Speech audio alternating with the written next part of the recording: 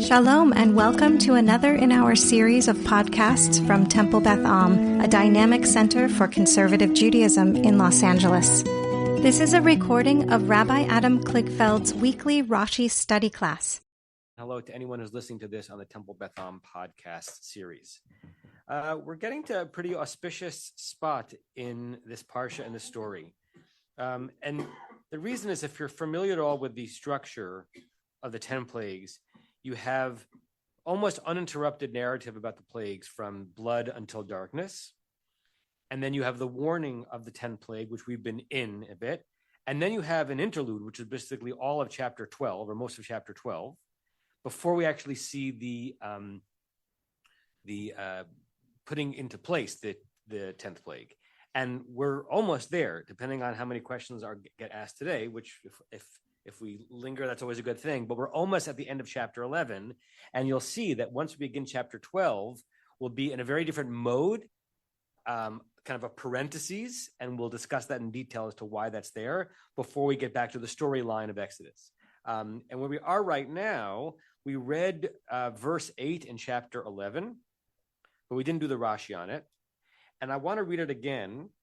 I want to ask Rick if you'll lane it, because it's it's a verse where if laning is a commentary, if Trupp is a commentary of punctuation, then there's something counterintuitive about where the music is. And since we have one of the world's greatest Torah readers with us, I want him to see what he can do and see if you can, if people can figure out what am I referring to, where the music doesn't seem to follow the simplest understanding of the structure of the sentence. Rick, I don't mean to put you on the spot, but I'm putting you on the spot. Okay, I like this. I like this particular spot. Other spots, not so much. So verse 8, huh? So, V'yardu chol avadecha. So there's something special about your servants in this place. They're not just simple. Elai v'yishtachavu li lemor. So that's the first ending of a phrase, because something's going to be said. So lately I always like to pause after lemor. Say ata v'chol ha'am asher baraglecha. So that's a phrase. Ve'acharechen etzei. So that's the midpoint. Vayetzei me'im paro bochori af is the second phrase. Good. Okay. Actually, there's three of them if you divide it the way I just did. The midpoint is well past halfway through the verse. Like the musical midpoint, the et nachta, is towards the end of the verse. And that happens some frequency. And again, the main information of the verse is Moses saying to Pharaoh, predicting to Pharaoh that your servants will descend towards me. They're going to bow down to me, saying, you and all the people that are at your feet leave. And then Moses says, and after that, I'm going to leave. And then end quotation marks and end second quotation marks and end scene. And he left from Pharaoh's presence with an inflamed nostril. What word seems like it's in the wrong musical place?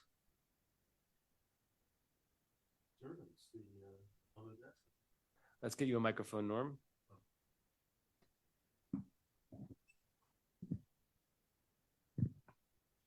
Avadecha, your servants, was highly emphasized and has notes going up and down. It's one of those complex, not all that common tropes, and it even seems to be marked that way twice.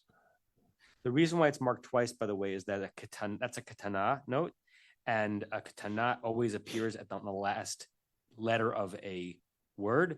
But if the earlier syllable is stressed, then you put a second one to tell you, yes, it's a kana, but it's the stress on the de, not the cha. Okay. That explains. That's called post-positive. Read it. Okay. That's called post-positive. If I can throw that in there. Anyone else want to make a claim as to kind of a mismusicalized word in the phrase?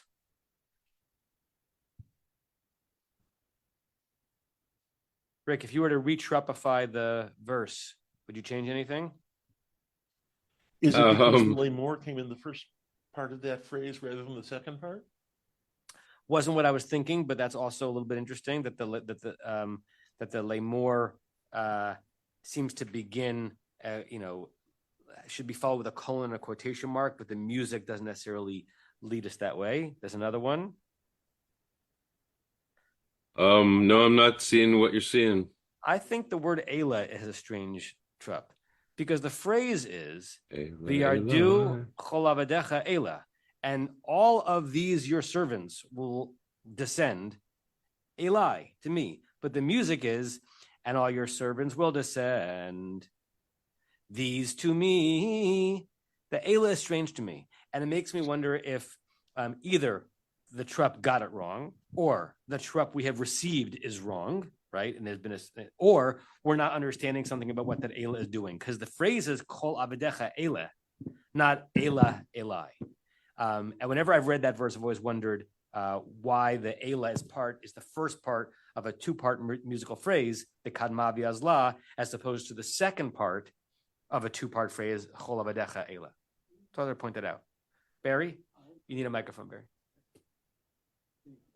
Take that one off also so we can, I'm sorry, I don't see that.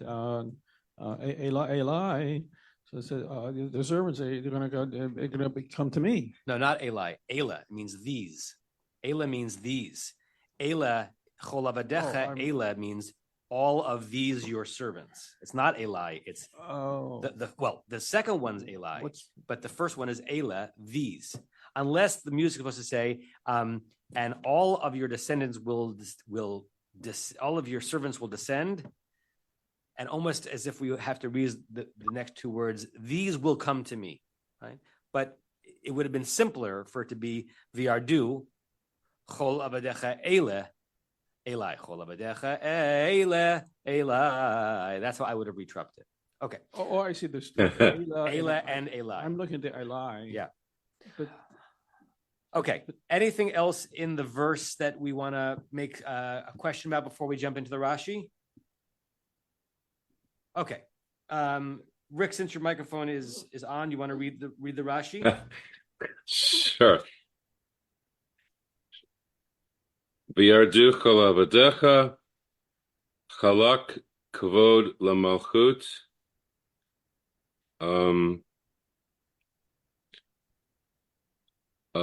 Showing honor to the king, to the kingdom.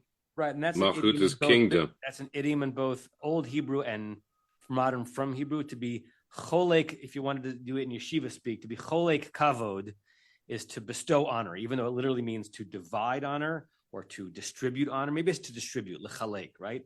But you hear that a lot in yeshiva talk, that if you're bestowing honor upon your chavruta or your rabbi, you're being cholek kavod. So the text chose, or Moses chose, to bestow or distribute honor to the Malchut, the kingdom. Whose kingdom? Which merely means bestowing honor upon Pharaoh, which you might pause and say, well, that's a strange thing to remark, that in this moment of the ultimate threat, Moses is bestowing honor on Pharaoh. How so? Keep going, Sharei. I'm thinking the trope is bestowing honor on the avadecha. It's giving them the fanciest trope in the sentence, not him. But anyway, but that's not what Rashi says. So read the Rashi. That's what the Rashi's going to say. Okay, that's cool. Not what Rashi's saying. But keep going. Oh. Shehare v'sof yarad paro be'atzmo elav b'alayla. I'm going to stop there. Read the next 5 words. Vayomer kumutzu mitoch ami. Okay, so Rashi says, in what way can we see Moses bestowing or distributing extra kavod, extra honor to Pharaoh? For behold, hare.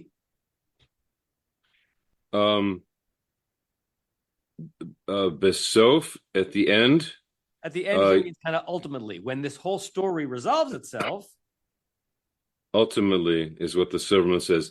Yarad Paro, Pharaoh came down, Batzma himself, to Moses at night, saying, get up from amidst my people.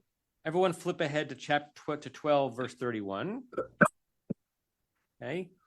As I said, the beginning of chapter 12 is an interlude. By the end of chapter 12, we actually get back to the story of Exodus, starting with verse 29. And we'll go through this quickly because we'll actually obviously go through it slowly when we get there. Start with 12:29, which is the end of the interlude. Vayehi b'chatzi halayla came at the middle of the night. God smote all of the firstborn. We've looked at this verse already because we compared it to the prediction of what was going to happen versus how it happens. In the land of Egypt, Mibchor Paro, from the firstborn of Pharaoh, Hayoshev Akiso on his throne, Ad Bechor Hashvi. This is the part that we looked at because in the prediction, it's not Shvi, the firstborn of the captive, but rather it's Hashivcha, the firstborn of the maidservant.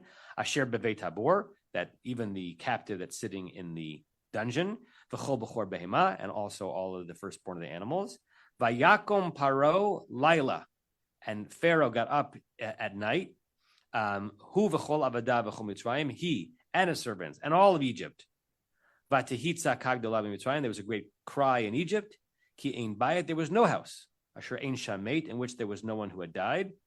Vayikra l'Moshe v'Aaron, and he, Pharaoh, called Moses and Aaron, Laila, middle of the night.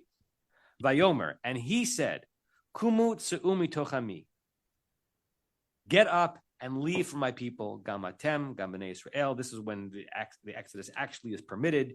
All of the people of Israel, Ulechu ibdu et Adonai kedabrachem, and go and serve your God as you said. So that's what's actually going to happen. What point is Rashi making here that somehow in our verse there's some extra nicety shared with Pharaoh, given that eventually it's going to be Pharaoh who's going to come and plead with Moses? Norm? He, in his prediction, does not include that Pharaoh is going to bring himself down and do this. He just says it's going to be all of your servants, and he allows Pharaoh to perhaps think that he will be spared, although it's clear from what he said earlier, he wouldn't be spared, his household wouldn't be spared. Nonetheless, he's not being told that he's going to humble himself. Yeah. It's as if Rashi is saying that Moses chose to say, I'm not going to fully reveal to you the extent of the degradation that you're going to experience. Like, I know it's going to happen, but I'm not going to rub that in now. Eventually, you're going to come and plead to me individually. The way I'm going to say it to you is that your servants are going to come and beg me to let you go. It's really going to be you. But I'm not going to be saying that right now because I'm keeping the level of kavod a little bit higher. Keep reading, Rick, below Amar.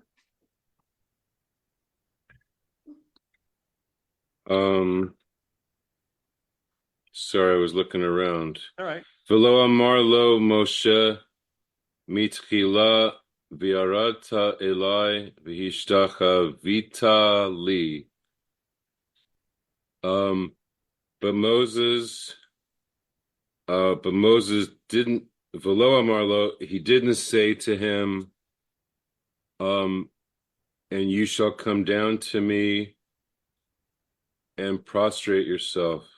Right. As Norm said, Moses chose not to tell Pharaoh mitchila originally. Now, when the warning is happening, it's going to be you who's going to humiliate yourself in front of me. I'm not going to mention that. I'm going to say that your people will realize they've had enough, even though Moses maybe knew or foresaw, or even though we find out later that it's going to be Pharaoh himself who does it. I want to show you at least one of the places where Rashi takes this from, because it gets turned into a piece of sermonica in the Talmud. Rashi doesn't include the sermonica, but a reminder that there's always a sermon lurking, right? All of Midrash is some attempt to try to extract a value, a lesson from material. So I'm going to share the screen. It's from Masechet Zvachim. Again, it appears in more than one place because most rabbinic midrashim do so. Is that big enough for people in the room to read? Yeah. Almost? Okay. This is in the middle of a kind of a long treatment of the Talmud of this material in this 11th chapter of Shemot. Amar Rabbi Yanai. Rabbi Yanai said, Leolam tehei emat malchut alecha. You should always have a certain amount of understandable awe or fear of the kingdom. And I think what's being implied here is, like, take it seriously. Even if you think you have the upper hand, recognize the power that a kingdom has over you. And if it's possible for you to tread slightly more nicely than you can, you should. How do we know this? Dichtiv, v'yardu kol abadecha ela elai, because Moses said, "Oy, Pharaoh, all your servants, who are still going to be your servants, you're still going to be in charge, are going to come to me and beg me to leave. V'ilu lididei lo ka'amarle." But regarding the fact that Pharaoh is going to be the one to bow down, he didn't say it to him, right? And you see the expansion in the English. I think this is, I forgot who actually wrote this expansion in the Safari version of the Talmud, right? He mentioned Pharaoh's servants, but he did not say this to Pharaoh himself, even though this was the eventual outcome. Rather, he spoke to Pharaoh with respect due to a king. So when Rabbi Yanai teaches it, he's teaching it as like a lesson in humility. Even if you feel like you're about to have the upper hand over someone, recognize the authority or the potential power or the potential backfiring that could happen if you overplay your hand, right? We all know that it's possible to overplay your hand in lots of situations, whether it's literally a hand of cards or a negotiation or something in a relationship. Have a little bit of respect. You don't need to rub it in. You don't have to throw someone's face in the dirt, right? When Rashi brings it, he's just resolving a problem in the verse, but he's quoting from a Talmudic text that is basically giving a sermon. Okay, Rebecca Leonard.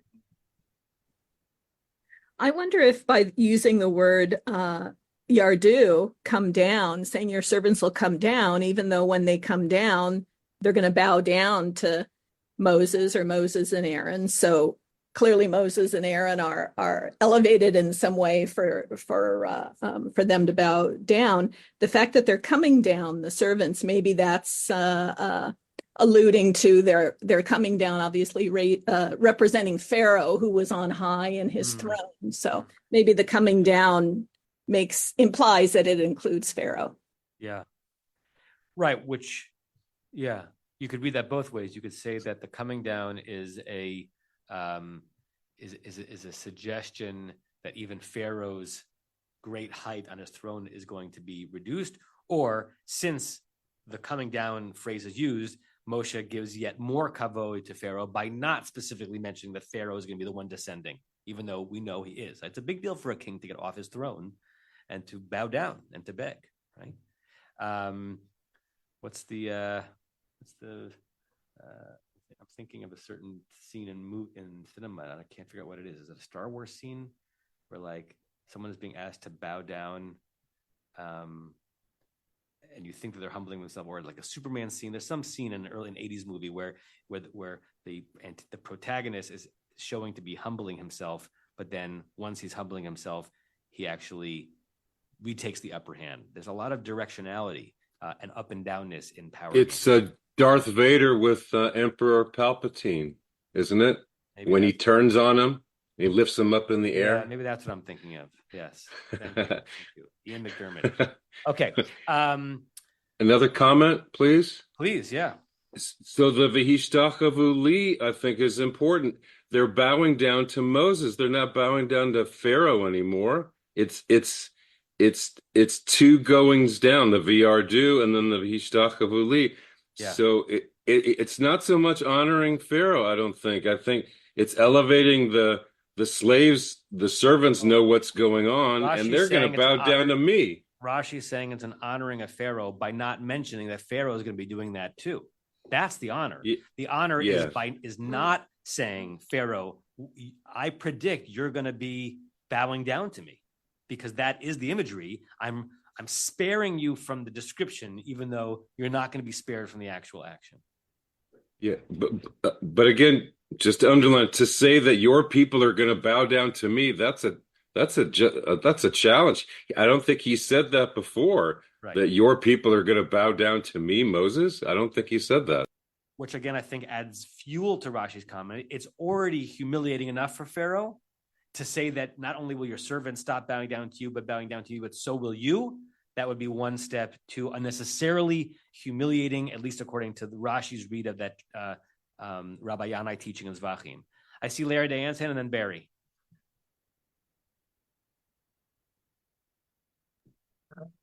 First, I'm going to apologize because we haven't yet watched last week's session. So maybe you actually covered part of this last week. Maybe you should be more responsible, Larry, and do your homework. I should. You're right. We should. But we had a great time in New Orleans in any I'm case. glad. I'm glad. And I think we were probably at the Jewish Museum during the time of the Museum of the Southern Jewish Experience. yeah, which was Phenomenal museum. interesting. Yeah. In any case, so I just went back and I'm trying to, look at this in an overarching fashion. And so this last confrontation where Pharaoh apparently doesn't really know what's going to happen. So Moses is telling him what's going to happen. So he's previously, and you guys probably had a great discussion on it, he's previously told Pharaoh, not only will all the firstborn die, but nobody's going to raise a hand to attack us. That's the way I interpret not a dog will snarl. Yeah. Right? Human or beast. So in other words, nobody's going to do anything to stop this. And then the verse that we're on right now, and I'm not contesting what Rashi said, I kind of understand it, is as you have already said, what he's saying to Pharaoh is the people won't worship you, they're going to worship me. And I don't know if anybody's commented on Moses saying that the people are going to worship him as opposed to God. I find that kind of a little bit perplexing, and I haven't looked at the commentaries to see if anybody said anything like that. But juxtaposed against the fact that Moses is even mentioned in the Haggadah, kind of suggests something that we ought to be talking about. And then I noticed that Rashi has a comment on it, but doesn't answer my question. When I get to the end, so after he says this, then Moses leaves, and he leaves Bechari Af. And the way I read that at first was that Moses was mad. But now I'm not sure who is angry. Yeah, I mean, the pshat is clearly that's describing Moshe's state of mind, not Pharaoh's. I mean, you could midrash it otherwise, but the pshat is that, and then when Moses finally left Pharaoh, reminder that Pharaoh had already dispatched him several verses before, right? When he says, I'm never going to see you again. And now we have this extended conversation. But that when Moses finally leaves Pharaoh at the end of chapter 8, Moses, was Bachoriaf with a sort of inflamed rage and expressing it as opposed to holding it back. And that's so out of character. Yeah. For the Moses we've known up to now, not so much for in the future, because he does get mad. He loses his temper in the future. Anyway, so my comment, since we're actually looking at the Rashi, is I'm not contesting what Rashi has said, but looking forward at the Rashi, which we're going to get to, I kind of think Rashi missed a bunch of obvious questions. Yeah. Yeah. I mean, a reminder that, we don't ask or are troubled by all the things that Rashi is troubled by and ask, and Rashi doesn't always ask all the things that we are curious about. I want to highlight what you said about, and it's been said already on this table, that this crazy inversion of the Hishtachavu li, right? That your servants will no longer worship you, they'll worship me in that moment. And again, I think that amplifies Rashi's comment. That was enough of a takedown of Pharaoh's kavod to add to it that you not only will no longer be worshipped, but you'll be the one worshiping. I'm not going to tell you Pharaoh it's going to happen, even though it's going to happen. I just noticed for the first time, and this can mean something or nothing, that hishtachavu is so it's such a powerful word, given how a king who thinks of himself as a deity expects to interact with his subjects, right? Because it really means to bow down in prostration. Uncleish doesn't translate it as bow down. Uncleish translates it as just will request of me. Look at what he says. Yechatun kol avadecha. Yechatun chet taf yud is an Aramaic version of descend. That all your servants, Elaine, these servants will descend livati to me. And the next word in the Aramaic should be an Aramaic word for the phrase bow down. It isn't. V'yib'un. And that is from the root bet ayin yud, which means to make a request. So Ungelis is sort of softening the imagery a bit. He's saying all of your servants, Pharaoh, will come to me and make a request of me. The pshat in the Hebrew is not going to make a request of me; they're going to bow down to me.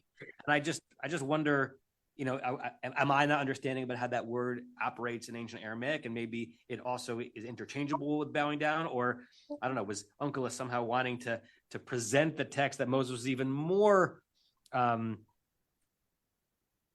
kind, more unnecessarily kind towards Pharaoh by not predicting a full inversion of Pharaoh's relationship with his subjects? Barry's hand was up. Was there more, Larry? No, that's all for now. Thank you. Okay. Barry, and then Stevie. Well, I go back to Rick, and I disagree with the darash that's coming out of this that Rashi's claiming.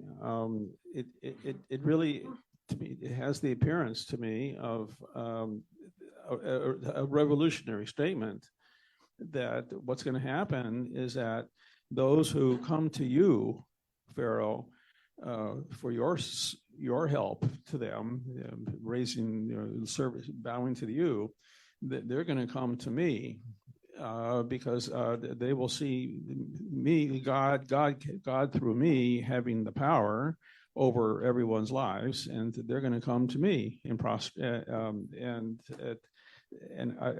picking up on that it's a requesting of me for their lives. So I go along with Rick that it's a revolutionary type of a statement. Yeah. And then he motioned and goes out in a huff. He's finished with Pharaoh. Yeah. You're washed up, which kind of brings forward what happens later when Pharaoh with his army comes and chases after them, because that's his last chance to take back the power that he's lost. Yeah, good. Stevie, and then I see Rick's hand again, I think. Yeah, I've been thinking about the Eli trope issue, and I've got a couple of ideas that are all probably stretches, but the first is that the trope people wanted to say sort of it means not, instead of saying Elah meaning these servants, but Elah meaning even unto me, ad Eli or something like that. The other is in chapter 24 in the Not Seven Ishmaelim, we have God saying Alei Eli, right? Come up to the mountain, presumably. But so here it's sort of you're going down, and this is going to sound like come up to me, but it's really you're going down so far that you're going to bow before me. Just a verbal resonance there, but yeah.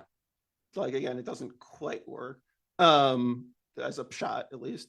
And then lastly, I was just going to fill in for Larry and Diane what I said last week about the no dog snarling, is that because this comes sort of in sequence after the great cry in Egypt, but before any sort of instructions to proceed with the Exodus, I think that the juxtaposition is supposed to be that in Egypt, there's all this,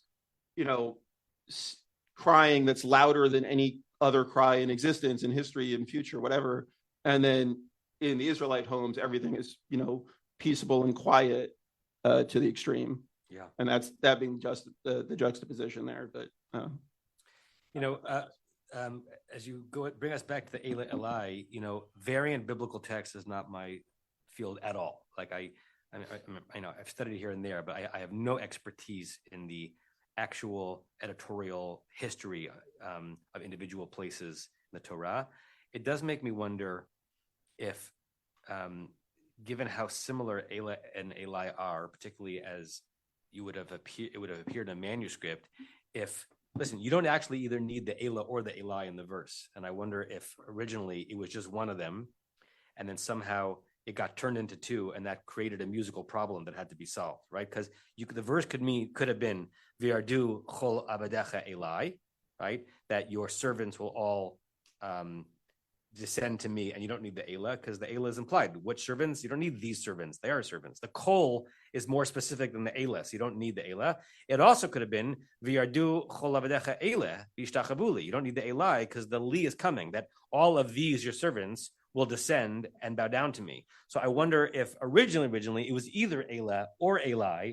Somehow both got presented in a manuscript and a codified error, and then the music had to answer to it. Rabbi, We'll can I never know. respond specifically to that? Yeah, I'm sorry to interrupt. don't be 'Cause sorry. I was going to make a point that when I read Aryeh Kaplan's translation, he changed a word where he says, sorry. He says, here it is, all of your officials here, as opposed to these.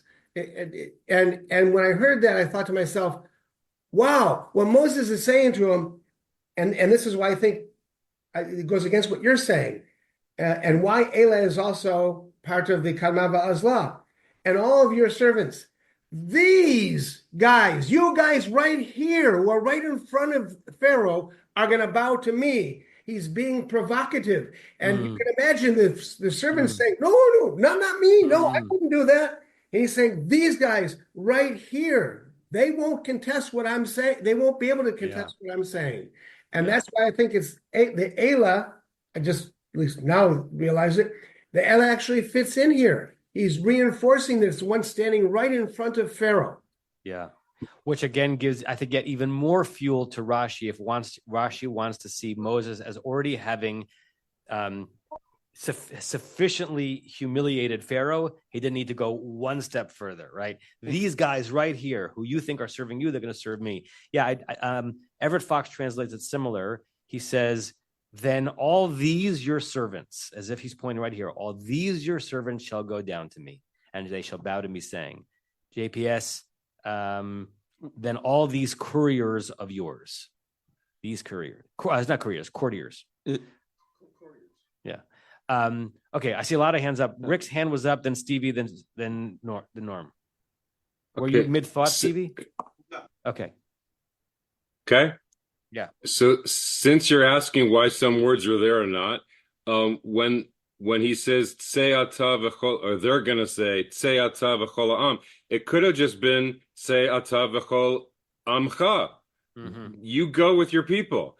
But to add Asher beraglecha, I think is hinting at there's going to be a mixed multitude that goes with you from all these servants that are bowing down to Moses and realizing, hey, Pharaoh doesn't know what he's doing. We're going to go with Moses and get out of here. So along those lines. And then two, I wanted to ask you about the ending with Onkelos, Beat Kof Regaz. So Regaz is hatred or anger, right? But Beat Kof, what's Beat Kof? Powerful. Tokef is powerful or mighty. But you think of the Ad-Yehu, the last Ad-Yehu is Takifu. God is mighty, has strength. So with a strong wrath. Okay. He does, in other words, Onkelos does not translate the idiom literally into the Aramaic version of the inflamed nose. He renders it in Aramaic what the phrase an inflamed nose means, which means angry. Yeah, he doesn't go literal. Thank you. Yeah, Thank Stevie, you. then Norm, and then we're still only one Rashi through several on this verse. All right. The verse could be interpreted as though Pharaoh has still not given any sort of permission, but that Pharaoh's court is so eager for these plagues to be done with that they are on their own initiative going to send out the people and get rid of them. Oh, I see that when they come to beg to me, it's actually an insurrection on some level. Yeah, it's an insurrection. And then I'm going to leave. Yeah. They're going to say, you and your people all go, and then I'm going to leave. And without needing Pharaoh, to get, you'll have lost control over your people. Great read, Stevie. That's very much what I was going to say, because you must be related. What? You must be related. Apparently. Until now, Pharaoh has had reasonable control of his people, of his servants. And when he's given an order, don't let them go, they haven't been able to go. Yeah. But at this point, when everybody in the country, and especially all of his servants, are coming to Moshe and saying, we're bowing down to you and get out, they're going to be able to get out. And nothing Pharaoh says will be able to change that. He will be out of control. Yeah. And yes, that is a great insurrection. and a powerful thing to be saying to him. Yeah. And then, so one more time, and then Rashi's saying, so Pharaoh got spared by Moses, the apex of his loss of power. That is, he himself going to be bowing down. So it's like I took you, Pharaoh, to the edge of what you might think would be your lowest inversion of your power, and you think that's bad. I actually have withheld from you the part that's going to be the worst. Look what Rashi says. Go and jump in hill a bit here on V'acharei Kein Eitzah. We'll get there. I want to do them in order. I know we're gonna get there. We're gonna get there. We just said, but all the people are going to go. But we're gonna get there. Okay, Rick, you're still on because there are 4 or 5 Rashis on this verse. They're all short, and we only did the first one. So on the phrase Asher Biraglecha, which we talked about last week when we just read the pshat, that it's actually a weird phrase, right? We haven't focused on it yet today, but we did speak about it last week, that it's that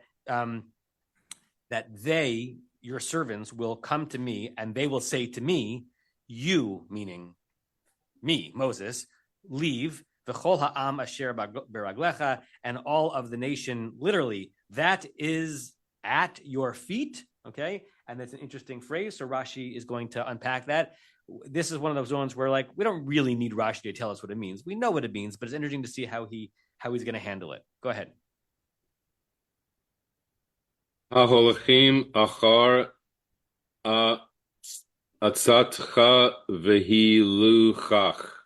Okay, so literally, it's those that are at your feet, which Rashi unpacks the idiom. Why a reference to feet? Because they are holchim. He will go after, follow in parentheses, thy counsel and ways.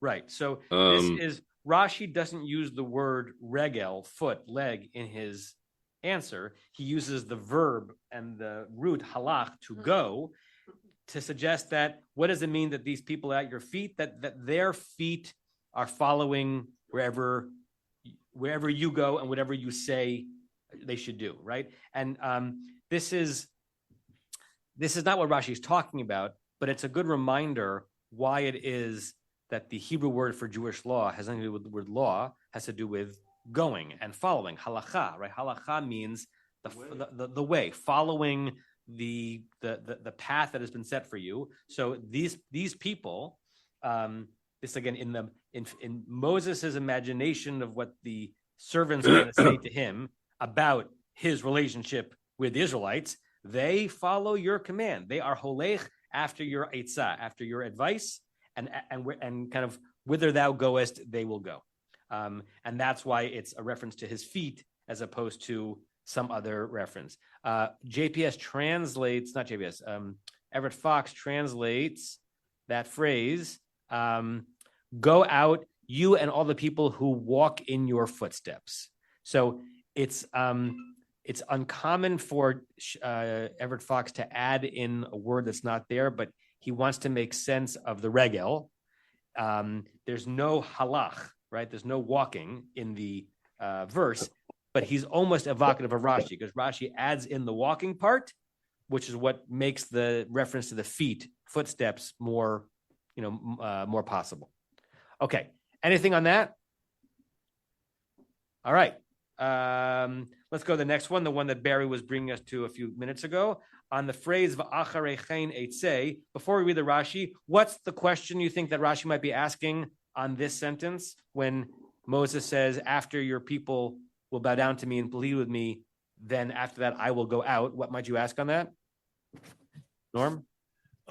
He's not saying I will do what you told me to do, which was to leave your house in your presence. He's saying that I'm going to go and leave the land. Okay, that's what he's saying, but what's the question one could ask on the verse? Who's I? What's that? Who's the I going out? Well, right. Who's the I, and why is it I and not we? Right? Like in this scene that Moses is predicting, when the servants are going to beg him to leave, they're not begging that he himself leave and then he himself depart. And he's not threatening to just no longer individually come to Pharaoh. He's saying that I, meaning we, and that's basically what Rashi says. So on the phrase v'acharei chein eitzei, Rick? Im kol ha'am me'artzecha. with Meaning? all the people from your land. Right. So lest you think, Rashi says, that what Moses is threatening here is just that I'm not going to bug you anymore. No, it's not that I'm going to leave. I'm going to leave, and along with my leaving, my entire people is going to come with me. It's going to be the end of your enslavement of the people. Okay. And now the last two Rashis, on Vayetze Min Paro, this is, again, closing the actual last encounter in the narrative between Moses and Pharaoh. Go ahead. Pishegamar, is that a gimel? Divarav, when he finished his words, Yatsa milfanav.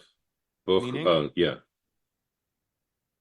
When he finished his words, he left from his face. That's from his presence. How do we read Rashi if we don't want to read him as the master of the obvious? Like, what might Rashi be saying? And you may have to read it with a tone of voice or interpolate a word for Rashi's comment to not be, duh, right? When he left the room, at the end of that, he was outside the room, right? Like, what's Rashi adding? When might we have thought that Moses was going to leave Pharaoh's presence? Well, before all this happened, Why?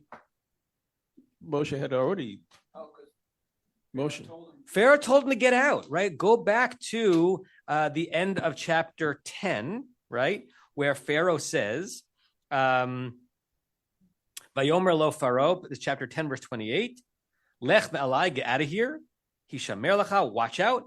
Al tosef ra'od panai, you're not going to see my face anymore. Kiviyom rodcha panai tamud, the next time you see my face, you're going to die.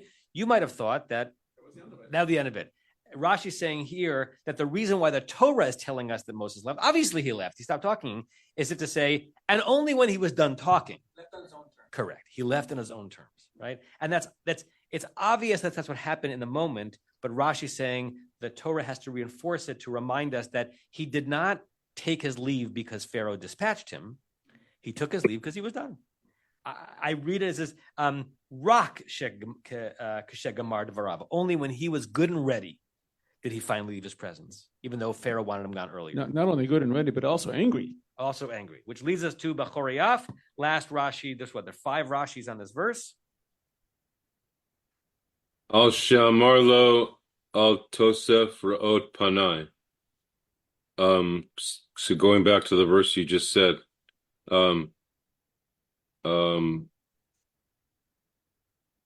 because he had said to him, "Do not again see my face."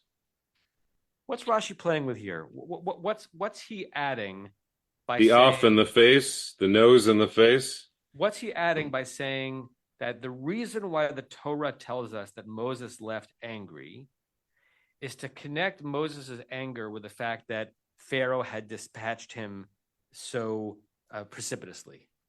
Well, there's no humility in this discussion. So I go back to the beginning of our discussion. There's no humility here. I mean, Moshe's angry. Renee, your hand is up. I was just going to say that from what you were asked earlier, that it just seems like this paragraph in general is just very dramatic. It's like drawing it out. So it's very long, and it's like the steps that are taking place for Moshe and for Pharaoh are very drawn out and dramatic. Like you said, in spite of the fact that it already mentioned earlier on that he had told him to leave. Yeah. Who in this room already today said earlier that Moses being visibly angry seems uncommon to his character? Was that Larry? Rick? Someone said that, right? I think Rashi's playing with that a little bit. Yes, we know that later on in the story, Moses does lose his patience, and his losing of his patience costs him an enormous amount. It costs him, entering the land of Israel. But this is strange, given what we know of Moshe up until now, for him to express his anger and his rage. One second. And I think that what Rashi is saying is, why was Moses angry? The reason why Moses was angry was because Pharaoh had spoken rudely to him. When Pharaoh said, get out of here, don't come back again. Which meant all this time in chapter 11, verse 1, 2, 3, 4, 5, 6, 7, 8, what was Moses actually experiencing inside? Rage and fury. What was he showing? Nothing. It's as if Rashi is saying only when he left did he finally allow his nostrils to flare a little bit. He was controlled. He was in charge. He was calm. He was taking deep breaths and being mindful. But finally, when he left the room, it's almost as if, it's not Rashi saying this explicitly, almost as if he's saying when he left the room and Pharaoh couldn't see him anymore, we, the reader, are told, boy, is he angry. And that also becomes Sermonica, right? Because it is exceedingly hard to not get flooded and triggered, certainly these days online or reading something or an encounter with someone. How do you be Moses-like? And as long as the encounter is still active, you maintain your composure. At some point, you got to let things go. That's a drash. Yeah. Joel, Rosemary, then Joel, and then Larry. Could get Rosemary a microphone? Two things. I think frustration and anger are the same quality, but probably Moses not being angry, but frustrated because he knows what's coming. Yeah. And the pain makes angry. Yeah. Because he said everything, he did everything, he couldn't stop him. Yeah. And secondly, I take this as a plot written in advance. It's amazing that God, it's not amazing, it's his quality. He has prepared the plot in such a long way to come to this point. And normally in kingdoms, it's the firstborn who is the king. And here, Pharaoh is the firstborn. Yeah. And that's amazing because he's going to stay alive and suffer. Yeah. And as if Rashi's saying, don't read this as saying that Moses was generally unhappy with Pharaoh. Of course he was generally unhappy with Pharaoh. No, he's angry at a specific thing that Pharaoh just did, but he didn't show it. How hard is it to experience the anger and not show it? I find that very hard. Right? I'm furious right now, and I'm trying not to show it. Just kidding. Right? It's hard not to have your emotions be read on your face. Joel, and then Larry Diane. I mean, I think he wasn't as composed as you make it out to be. I think I think the rage was seething in him, and towards the end, he was making about himself, which is also uncharacteristic. He didn't say they're going to pray to God. He says they're going to come and pray to me. So you can almost imagine that he's doing a thing on Pharaoh. He's saying, look, you think you have all this control. You think you can control me. I'm going to turn the tables on you personally. I think you're right, Joel, that you could do two different Rashis on this Rashi. You could sermonize this Rashi in both directions. You could say how I'm choosing to read it, and it's a choice. That it's only when he left, when he was out the door, that he finally, do we, the reader, get to see the rage he experienced, but he didn't show it inside? Or, reader, you should know that at that last moment, Pharaoh got all of Moses' rage, right? And Moses was actually showing what he was feeling and the power game shifting. Is that how you're reading it? Yeah, and so if you're going to drash on this, you could say, when you yourself feel like you're getting out of control, just leave the room. Yeah. And or sometimes righteous anger needs to be shown. Right? Sometimes righteous anger needs to be shown. And maybe that, right, there are two wildly different sermons you could give on that Rashi without knowing which one he wanted it to be understood as. Larry, Diane, then Rick. The only reason that we think this is strange, Rashi's comment, is because we actually were reading chapter 11, verses 28 and 29 on the 25th of September, 2 months ago. Chapter 10, yeah. But chapter 10. But in real time, if you take out the first 3 verses of chapter 11, not to get into critical theory, but they don't belong at all. The conversation continued, as I think you have already agreed.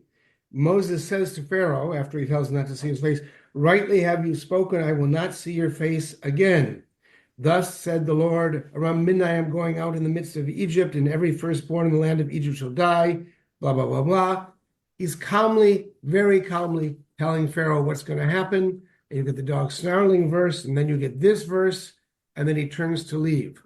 And Rashi's right. He sounds so calm, you have to be reminded that he's angry. Why is he angry? He goes back to what happened just 45 seconds ago. The Pharaoh had said, don't see my face again. But he reacted to it very calmly. Yeah, great.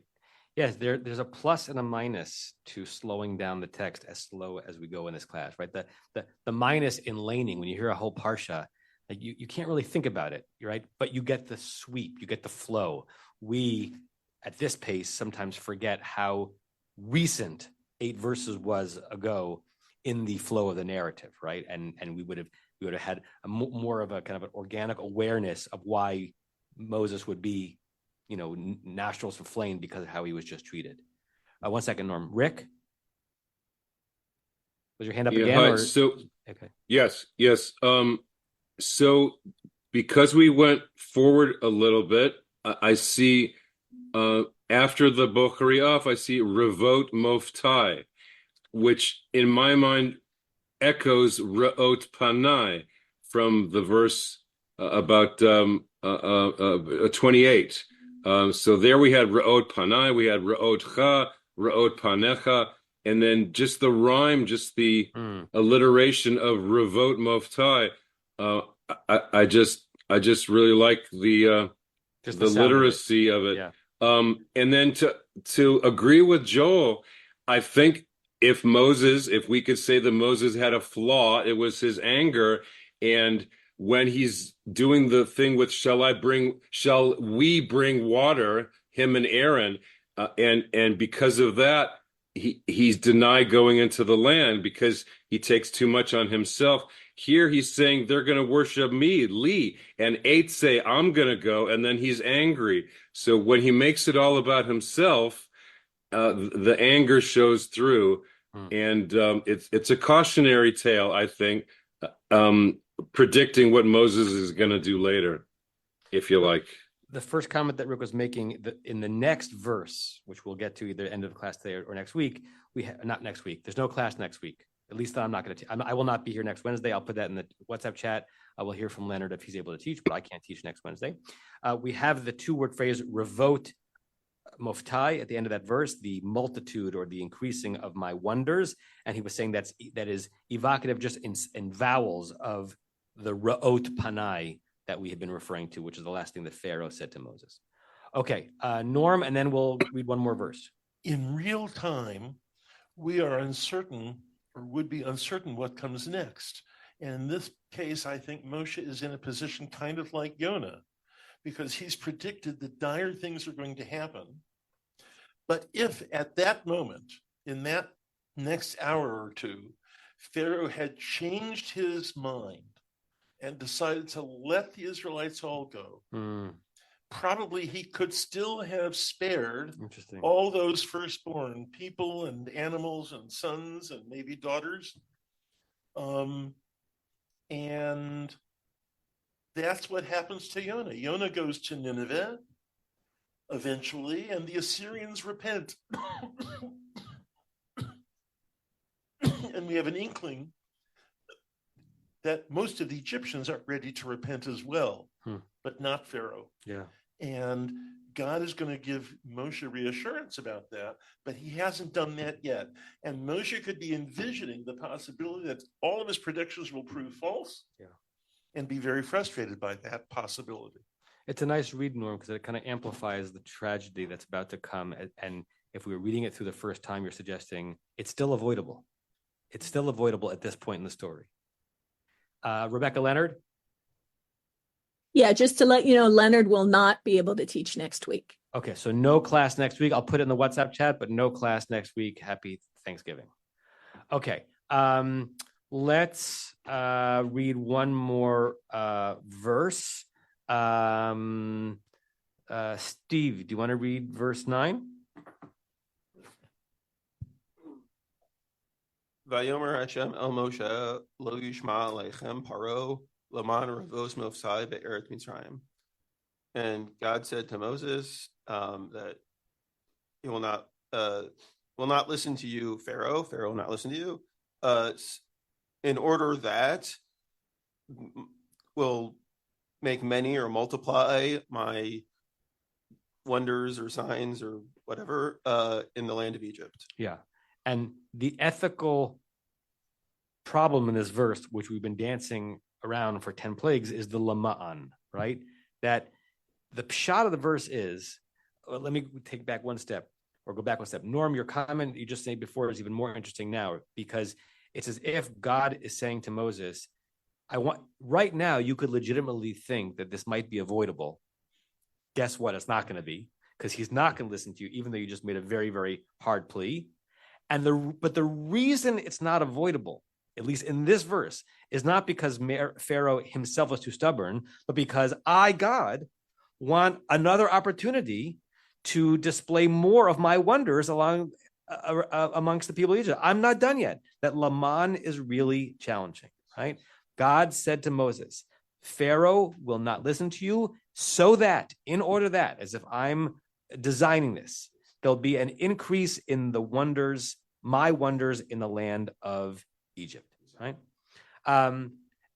Any quick comments or reactions to that verse and the possibilities of what it could mean? If not, we can start with a Rashi. Norm? It might merely be a prediction by God, and it might be a statement that God is really going to cause this. And that's not completely here. We've had in the past times when God hardened Pharaoh's heart, and this time he doesn't really say, I'm going to harden Pharaoh's heart. Right. He doesn't say he's going to harden Pharaoh's heart, but God is linking the upcoming refusal of Pharaoh to let them go to God's plan to be able to flex God's muscles, right? Look how Everett Fox translates it. God said to Moshe, Pharaoh will not hearken to you in order that my portents may be many in the land of Egypt. I want this to happen, and so it's going to happen. Okay, let's read the Rashi, because it's not a long Rashi. Maybe we can finish it and have done a verse and a half today. Stevie? All right. Laman rabot moftai shnaim rabot shlosha makat bechorot v'kiryat yamsuf v'lintar im Mitzrayim. Okay. All right. So the wonders are, both, I guess, the